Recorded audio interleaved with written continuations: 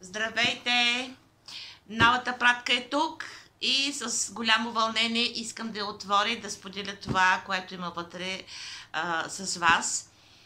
Защото това е поредната пратка, но забравих точно в тази какво има. Мисля, че е нещо, което неща, които очаквам и някои хора си очакват също поръчките. Обадиха ми се и искат от тях. Затова отваряме пакета и ще видим какво има вътре. Изненада. Опаковано е прекрасно. Направете вашата следваща поръчка онлайн. Да, това ми е фактурата. Имам отново брошури. И първа кутия Aloe Vera Box. Втора кутия Aloe Vera Box. Това е от промоцията, ако си спомните преди няколко дни. И трета кутия Aloe Vera Box. Ето 3 кутийки Aloe Vera Box. Едната се остава за мен, защото моята е на привършване, другите две заминават. Това е 400 мл спрей. Един наш приятел, който е безкрайно доволен и за пореден път си поръчва, има си от аптечката кремовете, иска да се допълни спрея. Защото, както много пъти сме казвали, той има многостранни полезни действия и става за абсолютно всичко, от глава до пети. Така че 83% алоe вера, такъв продукт, едва ли ще намерите другаде. Така, тук са пастите на един човек, който си ги очаква.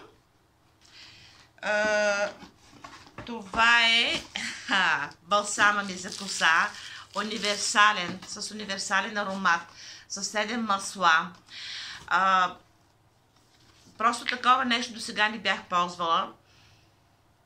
Прекрасен е. Това е абсолютно много високо качество, което трудно бихме могли да си позволим, ако е от магазина, но на заводска цена да имаме нещо качествено, заслужава си. И така, нещо много хубаво. Та-да! Ето го! Моето парфюмче!